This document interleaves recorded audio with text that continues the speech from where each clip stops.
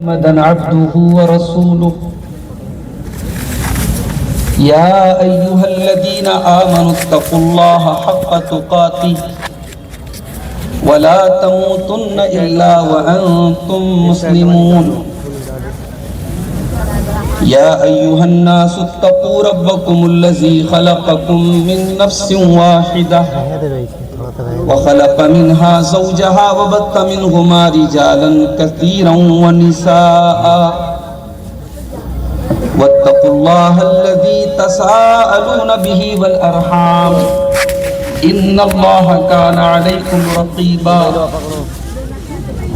يا أيها الذين آمنوا اتقوا الله وقولوا قولا سديدا يصلح لكم أعمالكم ويغفر لكم ذنوبكم ومن يطع الله ورسوله فقد فاز فوزا عظيما أما بعد فإن خير الحديث كتاب الله وخير الهدي هدي محمد صلى الله عليه وسلم وشر الأمور محدثاتها وكل محدثة بدعة وكل بدعة ضلالة وكل ضلالة في النار أعوذ بالله من الشيطان الرجيم بسم الله الرحمن الرحيم لقد كان لكم في رسول الله أسوة حسنة لمن كان يرجو الله واليوم الآخر وذكر الله كثيرا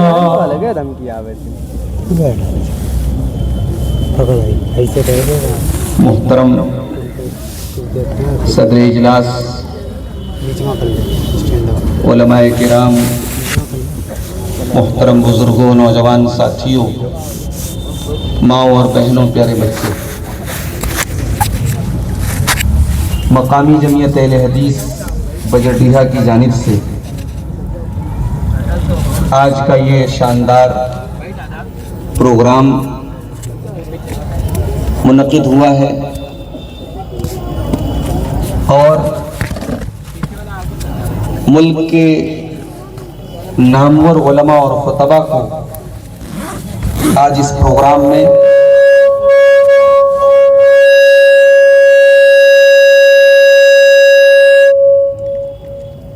دعوت دی گئی ہے۔ میں چونکہ اسی شہر بنارس سے تعلق رکھتا ہوں اور آپ حضرات کے بیچ میں ہی رہتا ہوں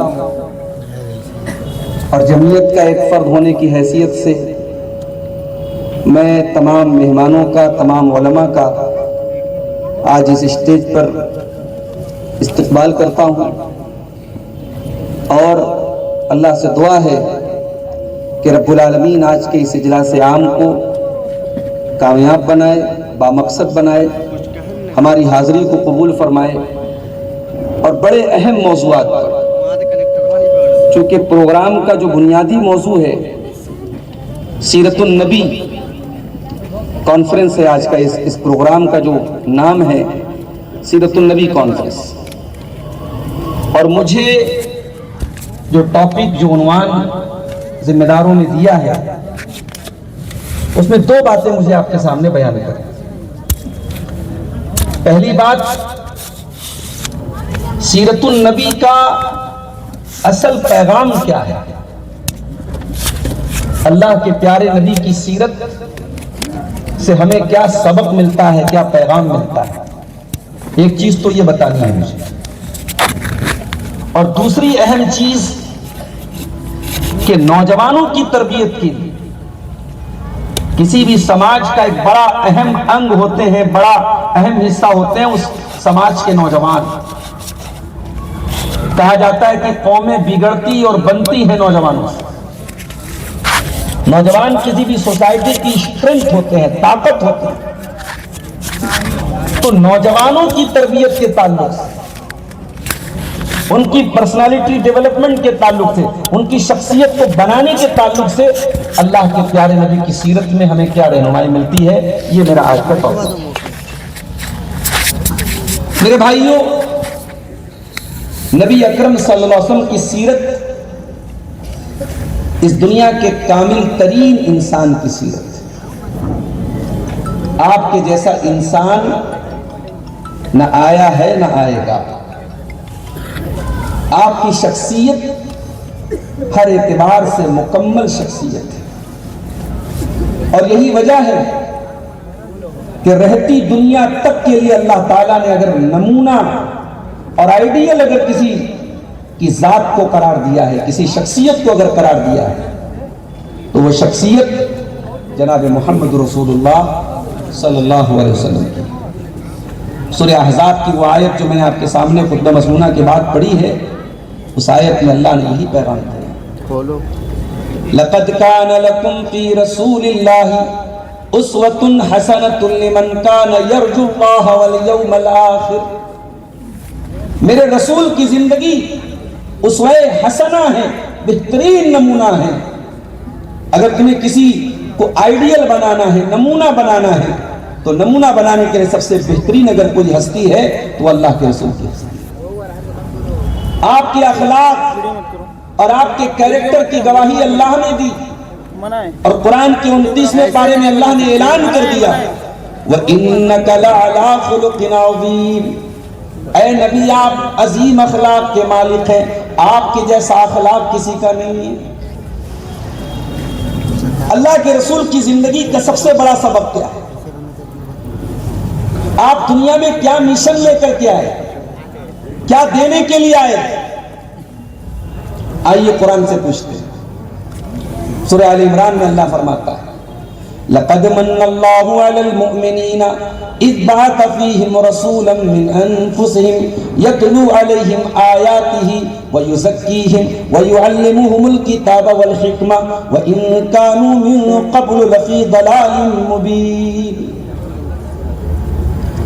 اللہ کے نبی دنیا میں 3 کام کرنے کے لیے آئے. یتلو علیہم آیاتہ، وہ اللہ کے بندوں کو قرآن پڑھ کے سنانے کے لیے آئے، وہ قرآن کی تلاوت کرنے کے لیے آئے، قرآن کو پڑھنے کے لیے آئے. کیا مطلب؟ قرآن نازل ہوا، لیکن قرآن کے ساتھ ساتھ قرآن کو ایکسپلین کرنے والے کی ضرورت تھی، قرآن کی ویاخیا کرنے والے کی ضرورت تھی، قرآن کو انٹرپریٹیشن کرنے والے کی ضرورت تھی. اس مقصد کے لیے اللہ نے قرآن کے ساتھ ساتھ صاحب قرآن کو یتلو علیہم آیاتہ، وہ نبی تم کو قرآن کی آیتیں پڑھ کے سناتے ہیں.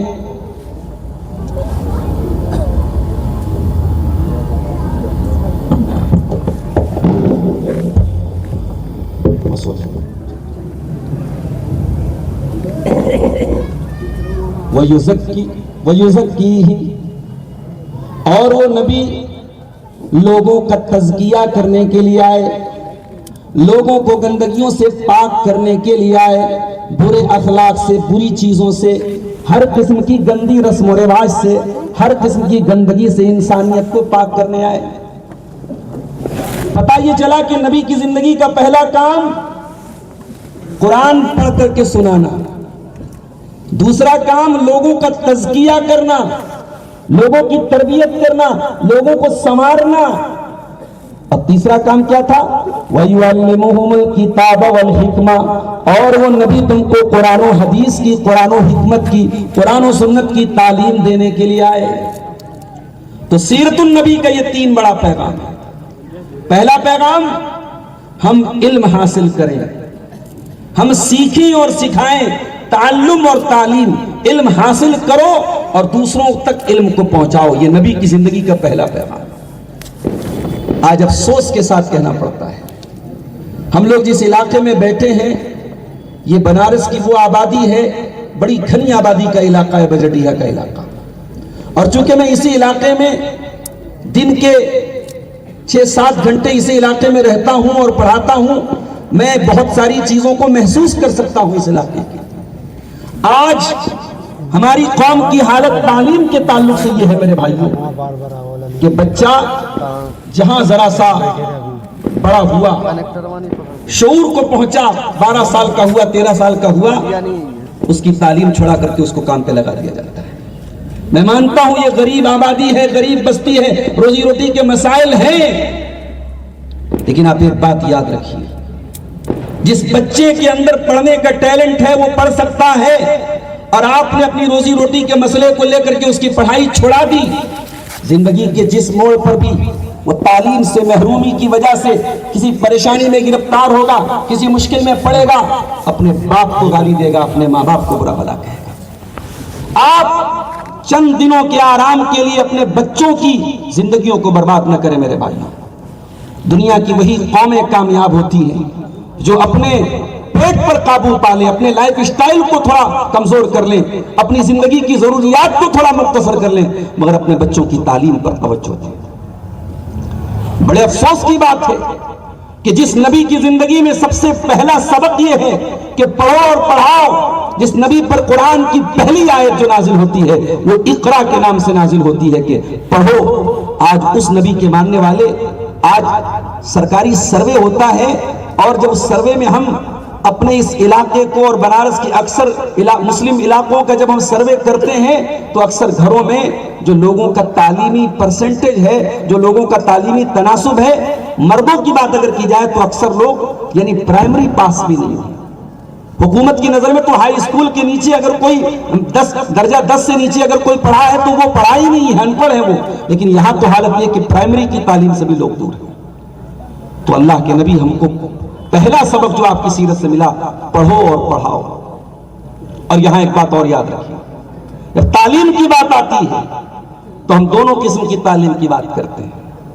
آج یہ مدرسے جو چل رہے ہیں، ان مدرسوں کا بنیادی مقصد یہ ہے ہمارے بچے ٹھیک ہے وہ دیش کی مکھ دھارا سے جڑے رہیں، مین اسٹریم سے جڑے رہیں، ان کو انجینئر بننا ہے، ڈاکٹر بننا ہے، وکیل بننا ہے، کچھ بھی بننا ہے وہ بنے، مگر اپنے دین کی بنیادی باتیں ان کو معلوم ہوں، ان سے قبر میں جو سوال کیا جائے اس سوال کے جواب انہیں معلوم ہو، آخرت میں جو سوال کیے جائیں ان سوالوں کے جواب انہیں معلوم ہو، انہیں اپنے دین کی بنیادیں پتہ ہو، انہیں ایمان کے بارے میں پتہ ہو، انہیں نبی کے بارے میں پتہ ہو، انہیں قرآن کے بارے میں پتہ ہو۔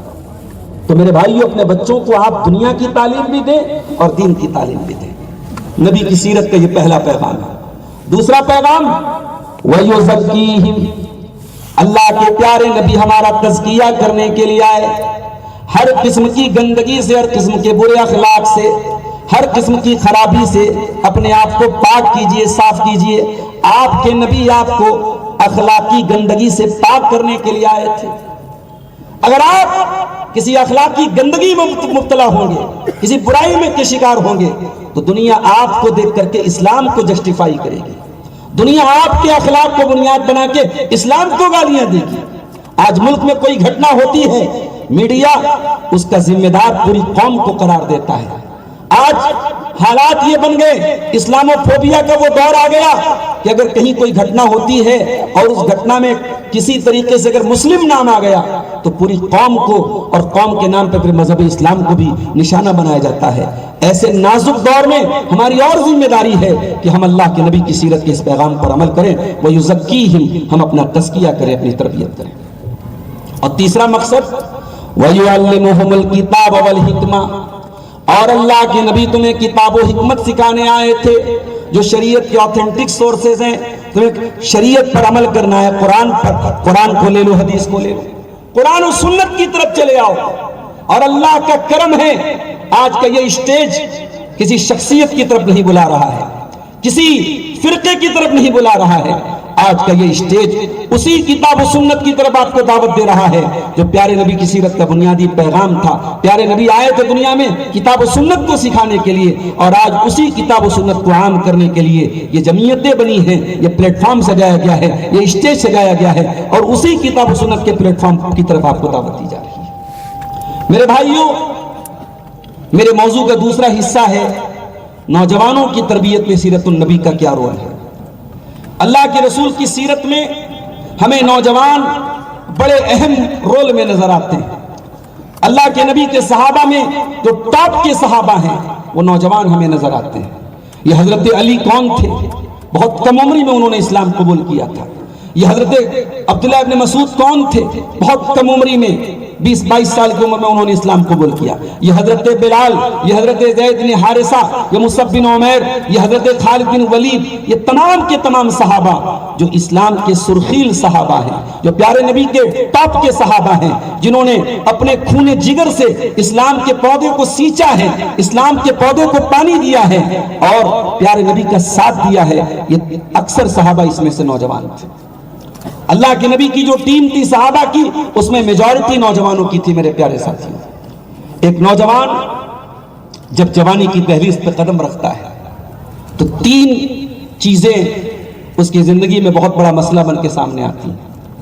ایک نوجوان کے سامنے بہت بڑا مسئلہ جب وہ ٹین ایج کو پہنچتا ہے، جب کوئی بچہ یا بچی جب بلوغت کی حدوں کو پہنچتے ہیں، جب ان کے ہارمونز چینج ہونے لگتے ہیں تو ان کے اندر شہوت کے جذبات پیدا ہوتے ہیں، شہوانی خیالات پیدا ہوتی ہیں، ان کے اندر جنسی تقاضے پیدا ہوتے ہیں. اللہ کے نبی کی سیرت میں اور ہماری شریعت اسلامیہ میں ان تقاضوں کی رعایت بھی کی گئی ہے. ایک نوجوان جب جوانی کی دہلیز پر پہنچے اور اس کے جسم میں جب ہارمونل چینجز آنے لگے، لڑکی بالغ ہو جائے، لڑکا بالغ ہو جائے، ان کے اندر شہوت پیدا ہو جائے، تو اسلام اس جذبے کو اور اس ضرورت کو اور اس نیچرل ڈیزائر کو اسلام سمجھتا ہے اور اس کے تقاضوں کو صحیح طریقے سے پورا کرنے کی دعوت دیتا ہے. اللہ کے پیارے نبی نوجوانوں کو خطاب کر کے فرماتے ہیں، یا معاشر الشباب من استطاع منکم الباءۃ فلیتزوج فانہ اغض للبصر واحسن للفرج. اے نوجوانوں، جب تم شادی کے قابل ہو جاؤ، جب تم نکاح کی ذمہ داری اٹھانے کے قابل ہو جاؤ تو نکاح کر لو. فَإِنَّهُ أَغَضُّ لِلْبَصَرِ وَأَحْسَنُ لِلْفَرْجِ. اس سے تمہاری آنکھیں جھک جائیں گی اور تمہاری شرمگاہ کی حفاظت ہو جائے گی.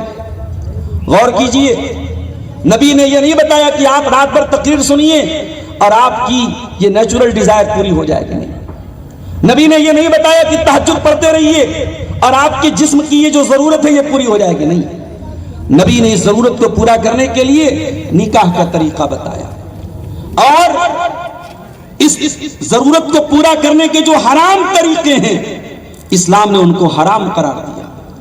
اللہ نے ایمان والوں کی پہچان بیان فرمائی، والذین هم لفروجہم حافظون. میرے ایمان والے بندے اپنی شرمگاہ کی حفاظت کرتے ہیں، اپنی عزت و آبرو کی حفاظت کرتے ہیں، وہ زنا نہیں کرتے، وہ بدکاری نہیں کرتے. اسلام نے نوجوانوں کے اندر پائی جانے والی اس جنسی خواہش کو ناجائز طریقے سے پورا کرنے سے منع کیا، اسے زنا قرار دیا. اور قرآن نے یہاں تک کہا وَلَا تَقْرَبُوا الزِّنَا إِنَّهُ كَانَ فَاحِشَةً وَسَاءَ سَبِيلًا. زنا کے قریب بھی نہ جانا، یہ بڑا ہی گندا کام ہے، بڑا ہی برا راستہ ہے. اور اتنا ہی نہیں، اس زنا کو اسلام نے ٹاپ 3 کرائمز میں شمار کیا. پیارے نبی سے پوچھا گیا سب سے بڑا گناہ کیا ہے؟ آپ نے فرمایا ان تجعل للہ ندا وہو خلقک. سب سے بڑا گناہ یہ ہے کہ تم اللہ کا درجہ کسی اور کو دے دو. تمہیں پیدا کرنے والا اللہ، تمہیں بنانے والا اللہ، اور یہ درجہ تم کسی اور کو دے دو. یہ سب سے بڑا پاپ ہے، سب سے بڑا گناہ ہے. پھر پوچھا گیا اللہ کے نبی دوسرے نمبر پہ سب سے بڑا گناہ کیا ہے؟ آپ نے فرمایا ان تقتل ولدک خشیۃ ان یطعم معک. اپنی اولاد کو قتل کر دو اس ڈر سے کہ وہ تمہارے ساتھ کھائے گی. پھر پوچھا گیا تیسرا کون سا گناہ ہے؟ آپ نے فرمایا ان تزانی حلیلۃ جاری. اپنے پڑوسی کی بیوی کے ساتھ زنا کرو. پڑوسی کی بیوی کا نام اس لیے لیا گیا کیونکہ پڑوسی پر بھروسہ کرتا ہے. اس کی بیوی کے ساتھ زنا یہ اور بڑا گناہ ہے، لیکن مطلق طور پہ زنا یہ اسلام کی نظر میں تیسرا بڑا گناہ ہے. میرے پیارے ساتھی، اسلامی حکومت اگر ہو، اسلامی قانون اگر لاگو ہو، اگر کنوارا لڑکا لڑکی زنا کرے تو 100 کوڑے کی سزا ہے، اور شادی شدہ مرد و عورت زنا کرے تو ان کے لیے پتھروں سے مار مار کے ختم کر دینے کی سزا ہے. اسلام نے ایک نوجوان لڑکا اور لڑکی کے اندر پائے جانے والے اس تقاضے کی رعایت کی ہے. اس کو نکاح کا حکم دیا ہے. لڑکا جوان ہو جائے، لڑکی جوان ہو جائے، گارجین کو حکم دیا گیا اس کا نکاح کیا جائے، نکاح میں تاخیر نہ کی جائے. اللہ کے پیارے نبی فرماتے ہیں اذا خطب الیکم ممن ترضون دینہ وخلقہ فزوجوہ. جب تمہارے لڑکے لڑکیوں کے لیے اچھے رشتے آ جائیں، دیندار رشتے آ جائیں، اخلاق والے رشتے آ جائیں، تو ان کا نکاح کر دو. الا تفعلوا، اگر تم ایسا نہیں کرو گے، تکن فتنۃ فی الارض وفساد عریض، تو زمین کے اندر بہت فتنہ اور فساد پھیل جائے. اور آج وہ فتنہ اور فساد پھیل چکا ہے میرے ساتھ، آپ کے تصور کے پرے ہے، آپ کی سوچ سے بھی بہت اوپر ہے. یہ سماج کہاں جا چکا ہے؟ سماج اس لیول پر پہنچ چکا ہے کہ وہ لڑکے اور لڑکیاں جو ابھی بہت کم سن اور کم عمر ہیں، اسکولوں میں پڑھنے والی اور بہت یعنی کم عمر بچیاں 12-13 سال جو ابھی بلوغت کی حدوں کو پہنچی ہیں، آج وہ بچیاں اور وہ لڑکے جو 12-13 سال کے لڑکے ہیں، آج وہ لڑکے اور لڑکیاں اس سوشل میڈیا کی وجہ سے، اس پورنوگرافی کی وجہ سے، اس شہوانی خیالات کو بہت زیادہ سماج میں بھڑکانے کی وجہ سے آج ایسا ماحول کریٹ کر دیا گیا کہ اس چھوٹی عمر کے بچے بچیاں بھی زناکاری کی لعنت میں ملوث ہیں. میرے پیارے ساتھی، ایک نوجوان کے سامنے جب وہ جوان ہوتا ہے، یہ بہت بڑا مسئلہ ہوتا ہے، جنسی خواہشات کا مسئلہ. اسلام نے اس کو حل کیسے کیا؟ کہا کہ نکاح کر لو، اور جب نکاح کرو گے تو قرآن کہتا ہے پھر تمہاری زندگی میں سکون آئے گا. لہذا سماج کی آدھی پرابلم اور آدھے مسئلے تو اس سے ختم ہو جائیں گے اگر صحیح وقت پہ لڑکے لڑکیوں کی شادی کی جائے. یہ سماج میں جو بے سکونی ہے، جو اشانتی ہے، جو ہنگامے ہیں، جو پریشانیاں ہیں، جو ڈپریشن ہیں، جو لڑکے لڑکیاں مختلف بیماریوں، آج سوسائڈ کی گھٹنائیں ہمارے مسلم علاقوں میں سننے کو ملتی ہیں. فلاں لڑکے نے سوسائڈ کر لیا، فلاں لڑکی نے سوسائڈ کر لیا. یہ سوسائڈ کی بڑھتی ہوئی گھٹنائیں اس بات کا ثبوت ہے کہ نوجوان ڈپریشن کا شکار ہو رہا ہے، نوجوان اسٹریس کا شکار ہو رہا ہے، نوجوان اپنے ذہن پر دباؤ ڈال رہا ہے. اور قرآن کہتا ہے اس دباؤ کو دور کرنے کا بہت بہترین طریقہ یہ ہے صحیح وقت پہ شادی کی جائے. جب انسان اپنے اس تقاضے کو صحیح طریقے سے پورا کرے گا، شادی کے بندھن میں بندھے گا، تو چاہے وہ مرد ہو چاہے وہ عورت ہو، ان کی زندگی میں سکون آ جائے گا. اللہ فرماتا ہے وَمِنْ آيَاتِهِ أَنْ خَلَقَ لَكُم مِّنْ أَنفُسِكُمْ أَزْوَاجًا لِتَسْكُنُوا إِلَيْهَا وَجَعَلَ بَيْنَكُم مَّوَدَّةً وَرَحْمَةً. اے میرے بندو، اللہ کی بہت بڑی نشانی یہ ہے کہ اس نے تمہارے جوڑے بنائے، تمہاری بیویوں کو بنایا تاکہ تم ان سے سکون حاصل کرو. یہ حرام ریلیشن شپ، یہ گرل فرینڈ بوائے فرینڈ کا کلچر، یہ لکھو پھینکو قلم کی طرح ایک دن میں رشتہ بنانا اور دوسرے دن میں رشتہ بدل دینا، اور ایک ایک لڑکے کا کئی لڑکیوں سے تعلق بنانا، یہ تمام حرام کاریاں میرے پیارے ساتھیوں یہ ڈیزائرز پوری کر سکتی ہیں، یہ واسنائیں پوری کر سکتی ہیں، یہ شہوتیں پوری کر سکتی ہیں. یہ زندگی میں سکون کبھی نہیں لا سکتی. سکون آئے گا تو نکاح کے ذریعے آئے گا، سکون آئے گا تو حلال طریقے سے آئے گا، اور اسلام اور پیارے نبی ہمیں اسی کی طرف رہنمائی کرتے ہیں. اور آگے بڑھیے. نوجوان کی زندگی میں دوسرا بڑا مسئلہ کیریئر کا مسئلہ. آگے وہ کیا بنے گا، کیا کرے گا. نوجوان جب دنیا میں شعور کو پہنچتا ہے، جب تھوڑا سمجھدار ہوتا ہے، دیکھتا ہے دنیا میں ریس لگی ہے، فلاں پیسہ کما رہا اس سے زیادہ پیسہ کماؤ، فلاں نے زمینیں خریدو اس سے زیادہ زمین خریدو، فلاں کا لاکھوں کا کاروبار انہیں کروڑوں کا کاروبار کرنا ہے. اسلام یہ کہتا ہے کہ تم پیسہ کماؤ، تم دولت کماؤ، تم امیر بنو، مگر اسے زندگی کا مقصد نہ بناؤ. بہت زیادہ دولت اکٹھا کر لینا یہ زندگی کا مقصد نہ بناؤ.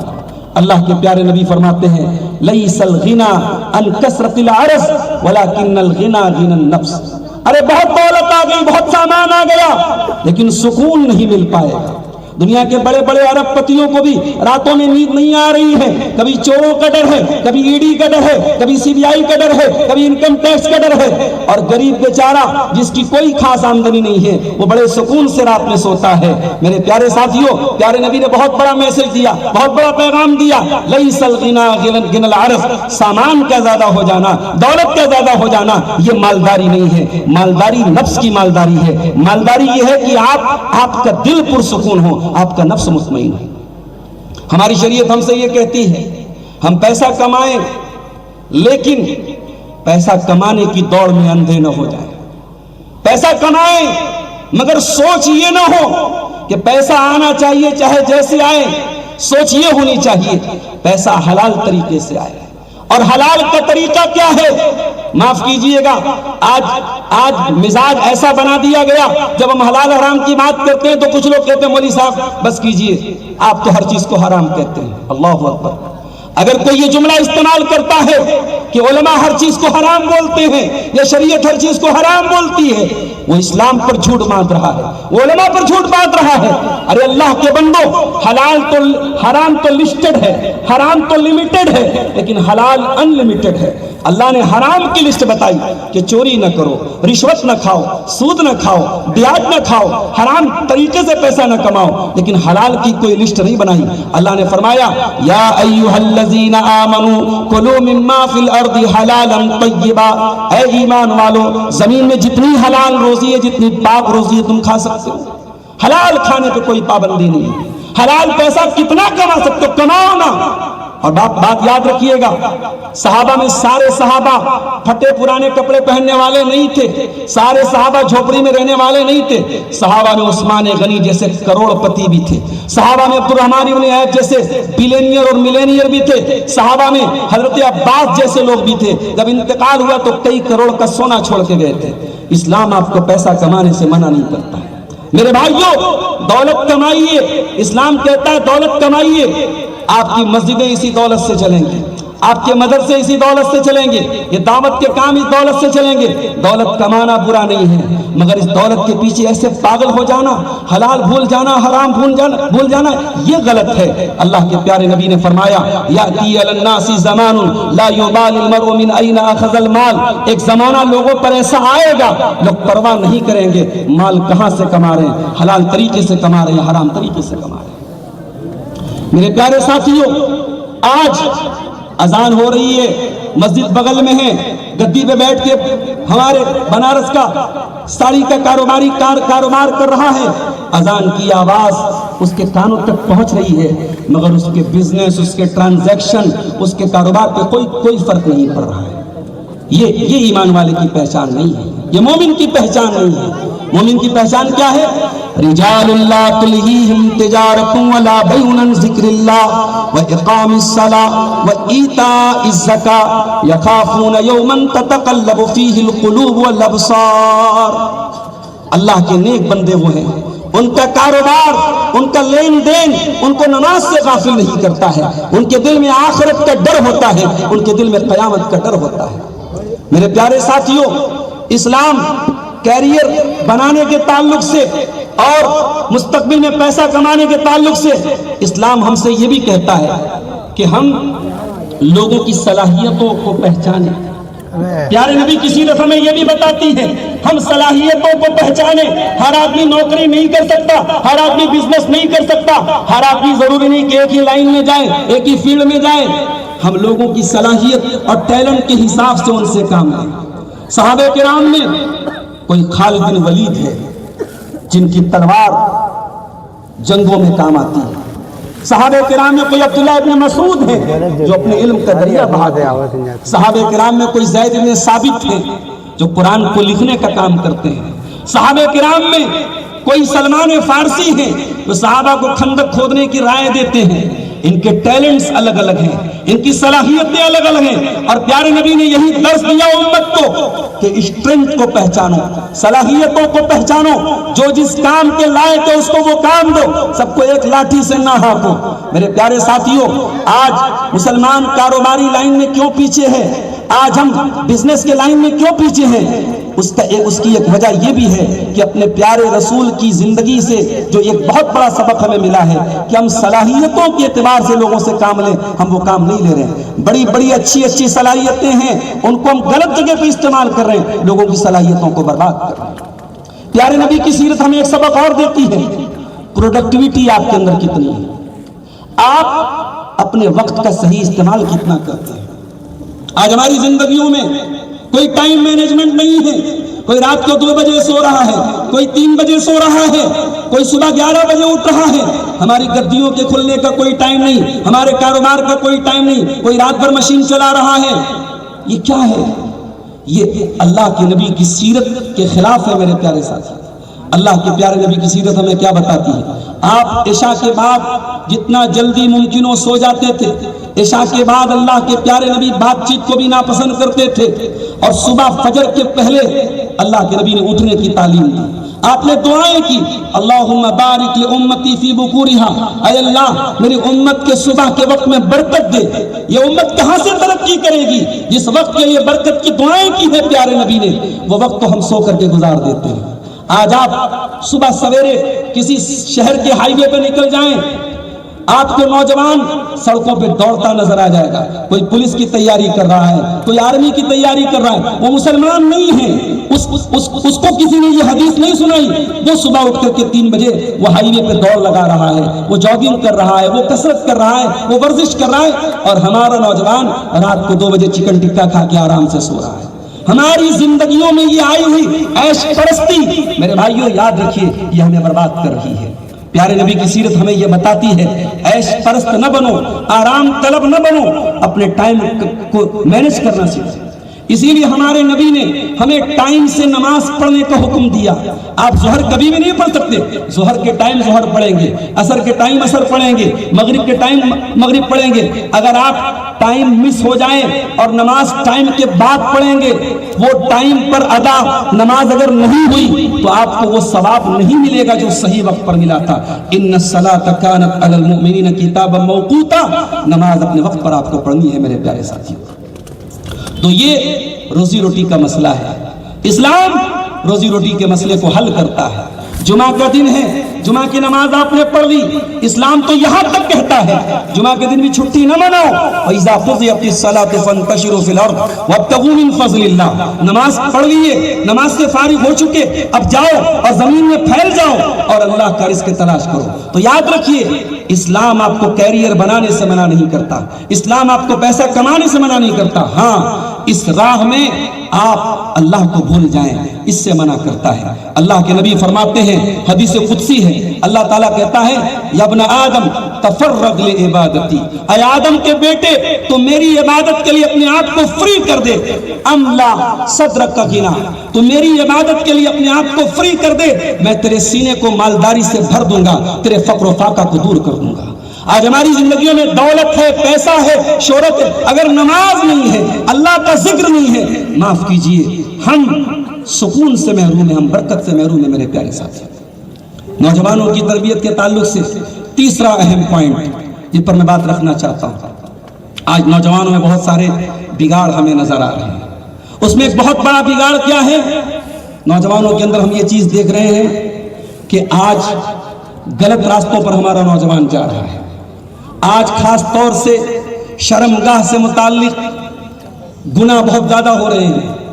اللہ کے پیارے نبی نے اس گناہ کا علاج کیا بتایا؟ آپ کے پاس ایک نوجوان آیا, اس نے زنا کی اجازت مانگی, آپ نے فرمایا اتحبہ لامک, اے نوجوان تو زنا کی اجازت لینے آیا ہے, کیا یہ زنا تو اپنی ماں کے لیے پسند کرے گا؟ اس نے کہا نہیں, کوئی اپنی ماں کے لیے پسند نہیں کرے گا. آپ نے فرمایا کیا تو اپنی بہن کے لیے اس چیز کو پسند کرے گا؟ کیا تو اپنی خالہ کے لیے اس چیز کو پسند کرے گا؟ کیا تو اپنی پھوپھی کے لیے اس چیز کو پسند کرے گا؟ نوجوان ہر سوال کے جواب میں یہی جواب دیتا رہا, نہیں, اے اللہ کے نبی, میرے ماں باپ آپ پر قربان ہو, میری جان آپ پر قربان ہو, میں اپنی ماں کے لیے, اپنی بہن کے لیے, اپنی خالہ کے لیے, اپنی پھوپھی کے لیے یہ کام پسند نہیں کروں گا. اور آپ نے فرمایا کہ کوئی بھی اپنی ماں, اپنی بہن, اپنی بیٹی, اپنی خالہ, اپنی پھوپھی کے لیے کام پسند نہیں کرے گا. اس کے بعد آپ نے اس نوجوان کے سینے پر ہاتھ رکھا اور دعا فرمائی, اللہم اغفر ذنبہ وطہر قلبہ وحسن فرجہ, اے اللہ اس نوجوان کے گناہوں کو معاف فرما دے, اس کی شرمگاہ کی حفاظت فرما دے, اس کے دل کو پاک فرما دے. نبی نے دعا کی, نوجوان وہاں سے چلا گیا. اور حدیث کے الفاظ ہیں, مسند احمد کے الفاظ ہیں, اس دن کے بعد سے وہ نوجوان پھر کبھی غلط کام کو اس نے ارادہ تک نہیں کیا. پتہ یہ چلا کہ جو کام ہم دوسروں کے ساتھ کرتے ہیں, ہم معیار یہ بنائیں کہ وہ کام اگر ہمارے ساتھ ہوگا تو کیا ہم پسند کریں گے؟ ہم دوسروں کی بہن بیٹیوں کے ساتھ اگر غلط کام کر رہے ہیں, اگر ہماری بہن بیٹی کے ساتھ وہی کام ہو تو کیا ہم گوارا کریں گے؟ اگر اس اصول کو سامنے رکھے تو نوجوان بہت ساری برائیوں سے بچ سکتا ہے. نوجوانوں کے اندر آج ایک بہت بری عادت گالی گلوچ کی عادت ہے. زبان پر بیہودہ گوئی اور گندگی اور گالی گلوچ ہمارے نوجوانوں کی پہچان بنتی چلی جا رہی ہے. اے نوجوانوں، اس نبی کے نام پہ آج یہ سیرت النبی کانفرنس ہو رہی ہے، جس نبی سے آپ بے حد محبت کرتے ہیں، اس نبی کا اخلاق کیسا تھا، اس نبی کا کیریکٹر کیسا تھا؟ اما عائشہ سے پوچھا گیا اللہ کے پیارے نبی صلی اللہ علیہ وسلم کا اخلاق کیسا تھا؟ فرمایا لم یکن فاحشا ولا متفحشا ولا سخابا فی الاسواق، میرے پیارے نبی نہ تو کبھی فحش بات، کبھی ولگر بات اپنی زبان سے نکالتے تھے، نہ گالی کے جواب گالی سے دیتے تھے، نہ بازاروں میں چلا چلا کے بات کرتے تھے۔ میرے نبی ولا یدفع بالسیئۃ السیئۃ، کبھی برائی کا بدلہ برائی سے نہیں دیتے تھے، میرے نبی معاف کر دیتے تھے، میرے نبی درگزر کر دیتے تھے۔ میرے بھائیوں، میری پیاری ماں اور بہنوں، اس نبی کے اخلاق صرف کتابوں میں پڑھنے کے لیے نہیں، تقریروں میں بیان کرنے کے لیے نہیں، اس نبی کے اخلاق کو اپناؤ، آپ کی اصلاح ہو جائے گی۔ نوجوانوں میں نشے کا رجحان بہت تیزی سے بڑھ رہا ہے، اور اب تو زمانہ ترقی کر رہا ہے۔ ابھی میں نے انٹرنیٹ پہ دیکھا مسلمان لڑکیاں نشے کا استعمال کر رہی ہیں، اسکولوں میں مسلمان لڑکیوں کو ڈرگس بانٹے جا رہے ہیں، مسلمان لڑکیاں ڈرگس کا شکار ہو رہی ہیں۔ اور آپ کے بنارس میں بہت ساری ایسی جگہ ہیں جہاں حقہ بار قائم ہیں، اور وہاں جا کر کے حقے کے کش لگائے جاتے ہیں، نوجوان لڑکے بھی وہاں پہنچتے ہیں، نوجوان لڑکیاں بھی وہاں پہنچتی ہیں۔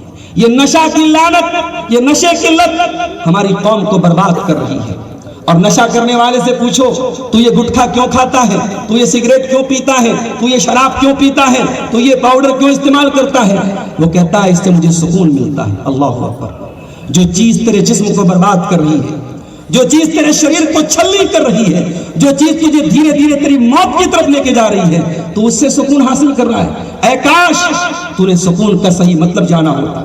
ارے اللہ کے بندے، تجھے سکون اگر چاہیے، آ اللہ کی بارگاہ میں اپنا سر جھکا تو دیکھ، وہ ایک سجدہ جسے تو گرا سمجھتا ہے، 1000 سجدوں سے دیتا ہے آدمی کو نجات۔ ارے تو اللہ کی بارگاہ میں جا کے ذرا اپنے گناہوں کا بوجھ اتار تو صحیح، ذرا اپنے گناہوں کی معافی اللہ سے مانگ تو صحیح، ذرا اللہ کے سامنے تو توبہ تو کر، تو دیکھ تیرے دل کا بوجھ کتنا ہلکا ہو جاتا ہے۔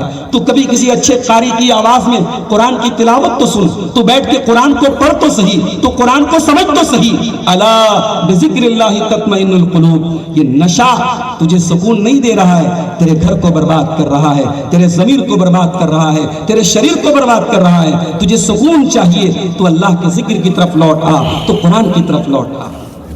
میرے پیارے ساتھیوں، ہمارے نوجوانوں میں پائی جانے والی ایک اور بد اخلاقی، غلط سنگت، غلط قسم کے دوستوں اور غلط قسم کی سہیلیاں، یہ آج ہمارے نوجوان لڑکوں اور لڑکیوں کو تباہ کر رہی ہے۔ اسی لیے پیارے نبی نے ہمیں سبق دیا، آپ نے فرمایا کہ المرء مع قرینہ، انسان اپنے ساتھی کے ساتھ ہوتا ہے، انسان اپنے دوستوں کے ساتھ ہوتا ہے۔ اور آپ نے مثال دی، اچھے ساتھی کی مثال ایسی ہے جیسے عطر بیچنے والا ہو، اور خراب ساتھی کی مثال ایسی ہے جیسے بھٹی میں کام کرنے والا لوہار ہے۔ اگر آپ عطر بیچنے والے کے پاس بیٹھیں گے، آپ کے کپڑے سے آٹومیٹک خوشبو آئے گی، اور لوہار کے پاس آپ جا کے بیٹھیں گے، یا تو بدبو آئے گی، یا آپ کے کپڑے گندے ہو جائیں گے، یا کپڑے جل جائیں گے۔ سنگت کیسی ہے میرے پیارے ساتھی؟ اپنی سنگت، اپنی صحبت، اپنی کمپنی دیکھو، اپنے لڑکوں لڑکیوں پر نظر رکھو۔ اگر آپ کی لڑکی بہت نیک ہے، تہجد گزار ہے، لیکن بدچلن لڑکیوں کے ساتھ اٹھے گی بیٹھے گی، وہ بھی بدچلن ہو جائے گا۔ آپ بہت نیک اور دیندار ہیں، شرابیوں کے ساتھ بیٹھیں گے، زانیوں کے ساتھ بیٹھیں گے، حرام خوروں کے ساتھ بیٹھیں گے، ان کے اخلاق آپ کے اندر بھی آ جائیں گے۔ کہیں ایسا نہ ہو قیامت کے دن ان پچھتانے والوں میں ہم بھی شامل ہو جائیں۔ وَيَوْمَ يَعَضُّ الظَّالِمُ عَلَى يَدَيْهِ يَقُولُ يَا وَيْلَتَىٰ لَيْتَنِي لَمْ أَتَّخِذْ فُلَانًا خَلِيلًا۔ قیامت کے دن ظالم اپنے ہاتھوں کو کاٹے گا اور کہے گا، اے کاش میں نے فلاں کو اپنا دوست نہ بنایا ہوتا، فلاں کو اپنا ساتھی نہ بنایا ہوتا۔ نوجوانوں میں ایک اور بگاڑ ہم دیکھ رہے ہیں، اور وہ بگاڑ کیا ہے؟ وہ بگاڑ ہے طاقت کے غلط استعمال کا۔ جس کے پاس ذرا سی طاقت ہے، کوئی ذرا سا جم جا رہا ہے، تھوڑی اس کے بازو میں 2-4 مچھلیاں تڑپ رہی ہیں، اس کو مار دیا، اس کو پیٹ دیا، اس کو ہتھیار دکھا دیا۔ اللہ کے بندے، تو یقیناً طاقتور بن، تیرے طاقتور بننے سے قوم کو فائدہ ہونا چاہیے۔ اللہ کے پیارے نبی نے فرمایا، المؤمن القوی خیر واحب الی اللہ من المؤمن الضعیف۔ اللہ تعالیٰ کو طاقتور مومن زیادہ پسند ہے کمزور کے مقابلے میں۔ تو ہر اعتبار سے طاقتور بن، جسمانی طاقت بھی پیدا کر، ذہنی طاقت بھی پیدا کر، ایمانی طاقت بھی پیدا کر۔ تیرے طاقتور بننے سے پرابلم نہیں ہے، مگر طاقت کا استعمال لوگوں پر ظلم کرنے کے لیے نہ ہو، دنیا میں ایک بہت بڑا پیسے والا گزرا تھا قارون، بڑی دولت تھی اس کے پاس. قارون کے بارے میں اللہ نے قرآن میں فرمایا، قارون کو نصیحت کی گئی وَلَا تَبْغِ الْفَسَادَ فِي الْأَرْضِ، تیرے پاس اگر دولت ہے تو دولت کے ذریعے فساد نہ مچا، دولت کے ذریعے تباہی نہ مچا، بگاڑ نہ مچا. وَأَحْسِن كَمَا أَحْسَنَ اللَّهُ إِلَيْكَ، اگر دولت ملی ہے غریبوں کی مدد کر، یتیموں کی مدد کر، بیواؤں کی مدد کر، اپنی دولت کا صحیح استعمال کر. میرے بھائیوں، طاقت کا غلط استعمال بھی ہماری قوم کا بہت بڑا مسئلہ ہے. ہمارے پیارے نبی نے صحابہ کرام کی طاقتوں کو، ان کی صلاحیتوں کو صحیح جگہ استعمال کیا اور صرف کیا. اور آگے بڑھیے، ایک دو باتیں اور بیان کر کے اپنی گفتگو ختم کروں گا. ہمارے استاذ محترم اور مرکزی جمعیت اہل حدیث ہند کے امیر محترم اور آج کی اس مجلس کے صدر شیخ اصغر علی امام مہدی سلفی حفظہ اللہ بھی تشریف لا چکے ہیں. اپنے موضوع کو سمیٹتے ہوئے اخیر کی دو چار باتیں آپ کے سامنے بیان کر کے بات ختم کرتا ہوں. نوجوانوں کی تربیت کے تعلق سے ایک اور اہم سبق پیارے نبی نے ہم کو یہ دیا کہ ہم اپنے وقت کی حفاظت کریں. آج ہمارے نوجوانوں کا بہت بڑا مسئلہ کیا ہے؟ ان کا ٹائم برباد ہو رہا ہے. نوجوانوں سے پوچھو بھائی تم یہ فیس بک پر کیوں لگے ہو، یہ انسٹاگرام پہ کیوں لگے ہو، یہ اسنیپ چیٹ پہ کیوں لگے ہو، یہ ایک ایک فوٹو ڈال کے ایک ایک گھنٹہ ویٹ کرو کتنے لائک ہیں. ارے اتنے لائک کی فکر اگر تو اللہ سے کرتا، اپنے اعمال کو بہتر بنا کے اللہ کے لائک کی فکر کرتا تو لائک ہو جاتا. تو جو فیس بک کے لائک کے پیچھے بھاگ رہا ہے، انسٹاگرام کے لائک کے پیچھے بھاگ رہا ہے، میرے نوجوانوں اپنے ٹائم کو یوں برباد نہ کرو. یہ ٹائم ہماری بہت بڑی پونجی ہے، ہمارا بہت بڑا کیپٹل ہے. اللہ کے پیارے نبی نے فرمایا نعمتان مغبون فیہما کثیر من الناس الصحت والفراغ، دو نعمتیں ایسی ہیں بہت سارے لوگوں کو ملی ہیں مگر ان کی قدر نہیں کرتے. پہلی تندرستی کی نعمت ہے، دوسری ٹائم کی نعمت ہے. آج اگر آپ علماء کی سیرت پڑھیں، ائمہ کی سیرت پڑھیں، بڑی کم عمری میں امام بخاری نے صحیح بخاری کب لکھی آپ پتہ کریں، امام احمد ابن حنبل علم دین سیکھ کر کے کب فارغ ہوئی آپ پتہ کریں. بڑی کم عمری میں، کوئی 25 سال میں، کوئی 20 سال میں، کوئی 16 سال میں تمام علوم دنیا سے فارغ ہو چکا تھا. علامہ البانی رحمۃ اللہ علیہ یہ تو بہت قریب کے دور کے ہیں، انہوں نے فلائٹ کے ایک سفر میں کتاب لکھ دی. ہمارے بنارس کی سرزمین پہ مولانا ابو القاسم صاحب بنارسی جو میرے علاقے سے تعلق رکھتے دارا نگر کے علاقے سے، انہوں نے 16 سال کی عمر میں میاں صاحب سید نذیر حسین محدث دہلوی رحمۃ اللہ علیہ ان کے پاس جا کے ان سے حدیث کی سند لے لی. تو اگر آپ کام کرنے پہ آ جائیں، بہت کم عمر میں آپ کام کر سکتے ہیں، بہت کم ٹائم میں آپ کام کر سکتے ہیں اگر آپ کو ٹائم کی ویلیو معلوم ہو جائے. میرے پیارے ساتھی، اپنے وقت کی قدر کرو میرے بھائیوں، وقت کو یوں برباد نہ کرو. اللہ تعالیٰ قیامت کے دن اس وقت کے بارے میں سوال کرے گا ہم سے اور آپ سے. اللہ کے پیارے نبی نے فرمایا اغتنم خمسا قبل خمس، 5 چیزوں کی قدر کرو 5 چیزوں کے آنے سے پہلے. شبابک قبل حرمک، اپنی جوانی کی قدر کرو بڑھاپے کے آنے سے پہلے. وصحتک قبل سقمک، اپنی تندرستی کی قدر کرو بیماری کے آنے سے پہلے. وحیاتک قبل موتک، اپنی زندگی کی قدر کرو موت کے آنے سے پہلے. وفراغک قبل شغلک، اپنے ٹائم کی قدر کرو بزی ہونے سے پہلے. وغناک قبل فقرک، اور اپنی دولت کی قدر کرو اس کے پہلے کہ تم غریب ہو جاؤ، فقیر ہو جاؤ. میرے بھائیوں، ٹائم کو برباد نہ کرو، اپنے وقت کا صحیح استعمال کرو، وقت کو اچھے کاموں میں استعمال کرو. اور زندگی میں جب پریشانیاں آئیں، جب پرابلمز آئیں، انہیں فیس کرو، ان کا سامنا کرو. آج ملک کے حالات آپ دیکھیے بڑے نازک ہو چکے ہیں، اور ان نازک حالات میں بھی ہماری قوم کی غفلت میں، ہماری قوم کی بدعملی میں کوئی کمی نہیں ہے. آج بھی اس ملک ہندوستان کے مسلمان کی شادیوں میں، ٹھیک ہے آپ کا شہر پاک ہے، دوسرے شہروں میں آپ جا کے دیکھیں مسلمانوں کی شادیوں میں بینڈ باجا بھی بج رہا ہے، جم کر کے بے پردگی ہو رہی ہے، جم کر کے بے حیائی ہو رہی ہے. آج مسلمان قوم بہت ساری ایسی چیزوں میں مبتلا ہے جو ہم نے دوسروں سے ایڈاپٹ کی ہے، دوسروں سے لی ہے. علامہ اقبال کا ایک شعر ہے، غلامی میں نہ کام آتی ہیں شمشیریں نہ تدبیریں، غلامی میں نہ کام آتی ہیں شمشیریں نہ تدبیریں، جو ہو ذوق یقین پیدا تو کٹ جاتی ہیں زنجیریں. ہمارے اندر یقین نہیں ہے میرے بھائی، ہمیں یقین ہونا چاہیے. ہم ایسے کسی ایسے غیر نتھو غیر دین کے ماننے والے نہیں، ہم اللہ کے دین کے کو ماننے والے ہیں. اور ہمارے نبی کی حدیث ہے ہر کچے اور پکے گھر میں یہ دین پہنچے گا. جہاں تک زمین و آسمان موجود ہیں، جہاں تک رات اور دن پہنچتے ہیں، وہاں تک اللہ کا دین پہنچے گا. اور ہمارا ایمان ہے اس بات پر، اور یہ اللہ کا دین ہے، اسے چلانے والے ہم نہیں ہیں. اس دین کی شمع کو روشن کرنے والا اللہ ہے میرے پیارے ساتھی. پیارے نبی کی سیرت ہمیں مایوسی کے اندھیروں سے نکالتی ہے. پیارے نبی کی سیرت ہمیں بتاتی ہے زندگی میں جب ایسا موقع آ جائے جیسا موقع غار ثور میں آیا تھا. دشمن بالکل قریب پہنچ چکا تھا اور حضرت ابوبکر صدیق نے بڑے خوفزدہ عالم میں کہا تھا, خوفزدہ ہو کر کے کہا تھا, اے اللہ کے نبی دشمن تو بالکل قریب آ چکا ہے, اگر ذرا سا ہمیں دیکھ لے گا ہم پکڑ لیے جائیں گے. اللہ کے پیارے نبی نے فرمایا لا تحزن ان اللہ معنا, ڈرو نہیں اللہ ہمارے ساتھ, ڈرو نہیں اللہ ہمارے ساتھ ہے. یہ یقین آپ کو ہونا چاہیے, یہ اعتماد آپ کو ہونا چاہیے. اور یہ بات بڑی اہم بات ہے آج کے اس دور میں. ہمارے نوجوان جو سوشل میڈیا خاص طور سے چلاتے ہیں بڑی مایوسی بھری باتیں بھی کرتے ہیں. ہمیں مایوس نہیں ہونا چاہیے, ہمیں امید کے ساتھ, امید کی روشنی کے ساتھ ہمیں چلنا ہے. میرے پیارے ساتھیوں, ہم اپنے نوجوانوں سے گزارش کرتے ہیں کہ پیارے نبی کی سیرت کے سکھائے گئے ان اسباب کی روشنی میں اپنی زندگیوں کو سنوار لو, اپنی زندگیوں کو بنا لو اور توبہ کر لو میرے بھائی. اگر اب تک ہماری غلط سنگت رہی ہے, غلط راستے پہ ہم رہے ہیں, اس سے پہلے کہ موت آ جائے ہم توبہ کر لیں. اور موت ہم سے پوچھ کے نہیں آئے گی. کینسر ہاسپٹل بھرے ہیں مریضوں سے, ڈیلی وہاں سے کچھ لاشیں نکل رہی ہیں. پوچھ کے کینسر نہیں آئے گا, پوچھ کے ٹی بی نہیں آئے گی, پوچھ کے موت نہیں آئے گی. اس سے پہلے کہ توبہ کرنے کی مہلت چھین لی جائے, اس کے پہلے کہ اصلاح کرنے کا موقع چھین لیا جائے, ہم اور آپ اپنی اصلاح کر لیں, اپنے گناہوں سے توبہ کر لیں, اپنی کمیوں کو ٹٹول کے ان کو دور کر لیں. رب العالمین سے دعا ہے الہ العالمین ہم سب کو اپنی اصلاح کرنے کی توفیق عطا فرمائے.